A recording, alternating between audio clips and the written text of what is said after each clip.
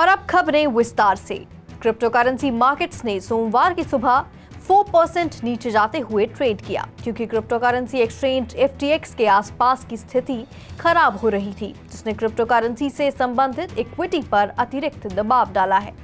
जैसा कि ज्यादातर कंपनियों ने क्रिप्टो करेंसी एक्सचेंज के लिए अपने जोखिम के दायरे का खुलासा किया, FTX की विफलता का नतीजा क्रिप्टो करेंसी बाजारों की सीमाओं के बाहर फैल जाते हुए देखा गया। क्रिप्टो संबंधित शेयर्स को काफी हद तक कठिन सप्ताह का सामना करना पड़ा। साथ ही कॉइनबेस के शेयर्स में पिछले हफ्ते 18% से ज्यादा की गिरावट आई और नास्डैक डेटा के अनुसार ब्लॉक 6.3% नीचे जाते हुए देखा गया। वहीं जेनेसिस ने बुधवार को घोषणा की कि वे 3 Arrows कैपिटल और FTX के नतीजों से सिग्निफिकेंट हिट के बाद अपने प्लेटफॉर्म पर सभी कस्टमर विड्रॉल्स और लोन ओरिजिनेशंस को हॉल्ट कर देगा, एक संभावित संकेत में कि मार्केट फिर से आगे बढ़ना शुरू कर सकता है। इसके चीफ ऑपरेटिंग ऑफिसर मैथ्यू गॉहम के एक बयान के अनुसार बिटकॉइन फंड पैंटेरा ने $137 मिलियन मूल्य का बिटकॉइन खरीदा। ऐसे में बिटकॉइन को 3% की गिरावट के साथ $16,200 पर ट्रेड करते देखा गया। दूसरी तरफ इथेरियम ने 7.5% नीचे जाते हुए अपने $1200 के समर्थन स्तर से नीचे जाते हुए $1,120 पर ट्रेड करते देखा गया। संकटग्रस्त क्रिप्टो करेंसी एक्सचेंज FTX पर अपने टॉप 50 क्रेडिटर्स का $3 बिलियन से अधिक का बकाया है। शनिवार को इसकी चैप्टर 11 बैंक्रप्सी प्रोटेक्शन प्रोसीडिंग से एक फाइलिंग में अनआइडेंटिफाइड क्रेडिटर्स पर बकाया राशि का पता चला है, जिसमें सबसे बड़ा आंकड़ा $225 मिलियन से थोड़ा ज्यादा था। फाइलिंग के अनुसार इसके टॉप 10 क्रेडिटर्स केवल $1.45 बिलियन से कम के हैं। कुल मिलाकर ये लगभग $3.1 बिलियन तक बढ़ गया है। हालांकि लिस्ट में नाम शामिल नहीं थे और फाइलिंग में कहा गया है कि 50 सबसे बड़े अनसिक्योर्ड क्लेम्स वाले लेनदारों की लिस्ट चैप्टर 11 या चैप्टर 9 प्रोसीडिंग्स में दर्ज की जानी है। फिर भी इसने जोर देकर कहा कि लिस्टेड अमाउंट्स आगे की जांच के अधीन हैं। क्रिप्टो एक्सचेंज FTX के $600 मिलियन के एक्सप्लॉइट के लिए जो कोई जिम्मेदार था, उसने रविवार की शुरुआत में रेन बिटकॉइन के लिए मिलियंस ऑफ डॉलर्स वर्थ के ईथर को एक्सचेंज करना शुरू कर दिया, जो टोकन दूसरे ब्लॉकचेन पर बिटकॉइन को रिप्रेजेंट करता है। जैसा कि कॉइनडेस्क ने पहले रिपोर्ट किया था, FTX से चुराए गए फंड को पिछले हफ्ते लगातार ईथर में कन्वर्ट किया गया था, जिससे एक्सप्लॉइटर टोकन के सबसे लार्जेस्ट होल्डर्स में से एक बनाया गया। रेन BTC का इस्तेमाल क्रिप्टो स्पेस में कुछ को आश्चर्यचकित कर सकता है। 2021 में अलामीडा रिसर्च सैम बैंकमैन-फ्रीड की ओन्ड ट्रेडिंग आर्म जो एक $multi-billion स्कैंडल के सेंटर में है, जिसने कहा कि रेन की डेवलपमेंट टीम में अलामीडा में शामिल हो रही है और ये इसके अलग अलग ब्लॉकचेन्स पर रेन यूसेज को एक्सपैंड करने पर काम करेगी। रविवार को हैकर ने 5000 से ज्यादा ईथर को एक नए वॉलेट में मूव कर दिया, जैसा कि ब्लॉकचेन डेटा दिखा रहा है। एडिशनल 35,000 ईथर को 3 अलग अलग ट्रांजैक्शंस में उस वॉलेट में मूव किया गया।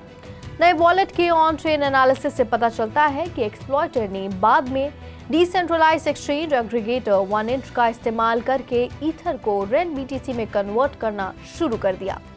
इस तरह के पहले ट्रांजैक्शंस में 4000 ईथर को रात बिटकॉइन, एक और बिटकॉइन रिप्रेजेंटेटिव टोकन और फिर रेन BTC में कन्वर्ट होते देखा गया। ब्लॉकचेन डेटा से पता चलता है कि एक्सप्लॉइटर ने कई ट्रांजैक्शन से ईथर को रेन BTC में कन्वर्ट करना जारी रखा है। क्रिप्टो एक्सचेंज लिक्विड ने प्लेटफॉर्म पर फिएट और क्रिप्टो विड्रॉल्स को निलंबित करने के लिए 5 दिन बाद ही अपने प्लेटफॉर्म पर ट्रेडिंग बंद कर दी है। एक्सचेंज ने एक ट्विटर पर रविवार को बयान में कहा, हमें SNC द्वारा निर्देश दिया गया है कि डेलावेयर कोर्ट्स में चैप्टर 11 प्रोसेस के संचालन के कारण हमारे एक्सचेंज पर सभी प्रकार के व्यापार को रोकने के लिए जो FTX ट्रेडिंग के लिए कार्य करते हैं। 15 नवंबर को कंपनी ने चैप्टर 11 बैंक्रप्सी प्रोटेक्शन के लिए FTX की फाइलिंग का अनुपालन करने के लिए फिएट और क्रिप्टो विड्रॉल्स को निलंबित कर दिया था। FTX ट्रेडिंग ने मार्च में लिक्विड ग्रुप और उसकी सभी सहायक कंपनियों का अधिग्रहण किया था। कोई खरीद मूल्य का खुलासा नहीं किया गया था, लेकिन हाल में विफल क्रिप्टो एक्सचेंज ने लिक्विड को अपने हैक से पहले $90 मिलियन के नुकसान के लोन की पेशकश की थी। FTX ने रविवार को अपनी साथी क्रिप्टो एक्सचेंजों को मदद के लिए बुलाया। ये इंगित करते हुए कि बीफॉलन एक्सचेंज से निकाले गए फंड को इंटरमीडिएट वॉलेट के माध्यम से दूसरे संस्थाओं में ट्रांसफर किया जा रहा है। नए एफटीएक्स ग्रुप सीईओ जॉन जे रे III के लीड में दिवालिया कंपनी ने अपने साथियों को फंड सुरक्षित करने के लिए आवश्यक सभी उपाय करने के लिए कहा, ताकि उन्हें एफटीएक्स के बैंक्रप्सी की देखरेख में संपत्ति में वापस लौटाया जा सके। एफटीएक्स ने साफ तौर से ये नहीं बताया कि फंड्स चोरी हो गए थे, बल्कि एफटीएक्स ग्लोबल से बिना ऑथराइजेशन के स्थानांतरित कर दिया गया था। कंपनी ने यह भी स्पेसिफाई नहीं किया कि कौन से वॉलेट एड्रेसेस फंड से जुड़े थे या एक्सचेंज जहां उन्हें ट्रांसफर किया जा रहा था। कंपनी द्वारा स्टेट ऑफ डेलावेयर में चैप्टर 11 बैंक्रप्सी के लिए दायर किए गए जाने के एक दिन बाद एफटीएक्स से लिए गए गलत तरीके से प्राप्त फंड्स सवालों के घेरे में थे। जैक एक्सबीटी के अनुसार हैक का मूल्य लगभग $650 मिलियन था, जो एक सुडोनिमस ब्लॉकचेन स्लूथ है जिस पर डीफाई समुदाय द्वारा व्यापक रूप से भरोसा किया जाता है। एशिया के सबसे बड़े और सबसे प्रसिद्ध क्रिप्टो निवेशकों में से एक मैथ्यू ग्राहम के लीड में साइनो ग्लोबल कैपिटल ने इस हफ्ते ट्वीट किया कि एफटीएक्स एक्सचेंज में इसका सीधा संपर्क कस्टडी में रखे गए मिड 7 फिगर्स तक ही सीमित था। निवेशक दस्तावेजों के अनुसार बयान के शब्दों से फर्म के अप्रत्यक्ष जोखिम उठकर सामने आते हैं, जिसमें इस साल की शुरुआत में $129 मिलियन के डिजिटल टोकन का पोर्टफोलियो शामिल है। सोलाना ब्लॉकचेन के सोल सहित उनमें से कई टोकन सैम बैंकमैन-फ्रीड के साथ नजदीकी से जुड़े हुए थे। इसके प्रमुख निवेशकों में साइनो ग्लोबल ने एसेट्स के $6.8 मिलियन के पोर्टफोलियो का विस्तार किया, जिसके लिए कोई मार्केट प्राइस उपलब्ध नहीं था। इनमें एफटीएक्स और इसकी अमेरिकी सहायक FTX.US में हिस्सेदारी शामिल है। क्लाइमेट एक्शन पर दुनिया की सबसे बड़ी गैदरिंग COP27 में गुरुवार 17 नवंबर को इथेरियम क्लाइमेट प्लेटफॉर्म के लॉन्च की घोषणा की गई। ECP का एम 2015 में अपनी इंसेप्शन के बाद से नेटवर्क के कार्बन फुटप्रिंट को कम करना है। इथेरियम क्लाइमेट प्लेटफॉर्म उन प्रोजेक्ट्स के डेवलपमेंट को प्रोत्साहित करने और फंड देने का इरादा रखता है जो पॉजिटिव एनवायरमेंटल और सोशल इम्पैक्ट होने के साथ साथ ग्रीन हाउस गैस एमिशंस को कम करेगा। COP27 में Web3 कंपनीज के एक ग्रुप ने सिविल सोसाइटी के लीडर्स और UNFCCC क्लाइमेट इनोवेशन हब के साथ इनिशिएटिव की अनाउंसमेंट की। Blockchain software technology company Consensys और enterprise software developer Allinfra ने Web3 कंपनीज को बुलाया। कई कंपनियां प्लेटफॉर्म के लॉन्च टीम की फाउंडिंग मेंबर्स थीं। इनमें शामिल Aave, Art Blocks, Celo, CodeGreen.org, Enterprise Ethereum Alliance, ERM, Filecoin Green, Gitcoin, Global Blockchain Business Council, Ubuy Global, Ledger Digital, Microsoft, Polygon, the climate collective, UBC capital ventures और W3B cloud gold standard के सहयोग से हैं। सबसे बड़े auditing firms में से एक KPMG ने अब बिटकॉइन और मेटावर्स टेक्नोलॉजी बेस्ड नए बिजनेस मॉडल्स इंट्रोड्यूस करने के गोल के साथ मेटावर्स फ्यूचर के एक नए हेड को हायर किया है। एली सू, जिनके पास सॉफ्टवेयर इंजीनियरिंग का बैकग्राउंड है और वे पहले से ही 2 Web3 related startups transformation coin और फ्यूचर डाउ को लॉन्च करने में मदद कर चुकी हैं, वे अब नए पोजीशन को फिल करेंगी। सू कंपनी के भीतर इस नए डिपार्टमेंट के विकास के साथ क्लाइंट की जरूरतों और मेटावर्स आइडियाज पर शोध की देखरेख करेंगी।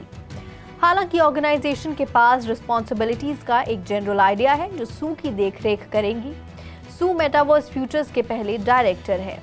KPMG के फ्यूचर्स के हेड जेम्स महाबॉट का दावा है कि कंपनी को अपने क्लाइंट्स द्वारा Web3 और मेटावर्स टेक्नोलॉजीज के यूज के संबंध में पूछताछ की बढ़ती संख्या प्राप्त हो रही है और अनुमान है कि इन कॉन्ट्रैक्ट से नए बिजनेस मॉडल्स का परिणाम हो सकता है। FTX ट्रिकन क्रिप्टो मार्केट उतार चढ़ाव के बावजूद 20 नवंबर को शुरू होने वाले FIFA वर्ल्ड कप 2022 से पहले स्पोर्ट्स फैन टोकन प्रचार की एक नई लहर में चल रहे हैं। चिलीज ब्लॉकचेन का नेटिव टोकन, जो सबसे बड़े sports fan token creator platform Socios.com को पावर देता है, जो पिछले 24 घंटों में 11% बढ़ा है। पोर्चुगल एंड अर्जेंटीना की नेशनल सॉकर टीम्स के लिए फैन टोकन पिछले 24 घंटों में रिस्पेक्टिवली 15% और पिछले हफ्ते में 50% बढ़ा है, जिसमें POR 10% दैनिक और 28% साप्ताहिक बढ़ा है। पिछले 24 घंटों में फैंस टोकन का टोटल मार्केट कैपिटलाइजेशन 11% बढ़कर $399 मिलियन हो गया है। Cardano blockchain input output global बनाने वाला ऑर्गेनाइजेशन मिडनाइट नाम का एक नया प्राइवेसी फोकस्ड ब्लॉकचेन पेश कर रहा है और उसके साथ ही एक नए नेटवर्क के साथ जाने के लिए डस्ट नाम का टोकन भी पेश करने जा रहा है।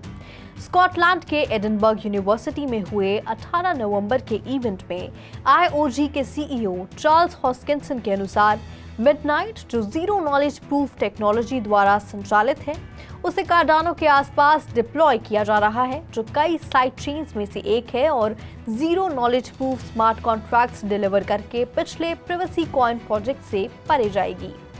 चार्ल्स हॉस्किंसन ने कहा कि जब अनुमति दी जाती है तो सिस्टम यूजर्स की प्राइवेसी की रक्षा करने और ऑडिटर्स और रेगुलेटर्स को सिस्टम में बैकडोर देने के बीच एक बारीक रेखा पर चलेगा। आज के लिए फिलहाल इतना ही। मैं विशाखा आपसे फिर मिलूंगी ऐसी ही ताज़ा अपडेट्स के साथ। तब तक के लिए देखते रहिए 3.0 TV। हमारे चैनल को लाइक, शेयर और सब्सक्राइब जरूर करें।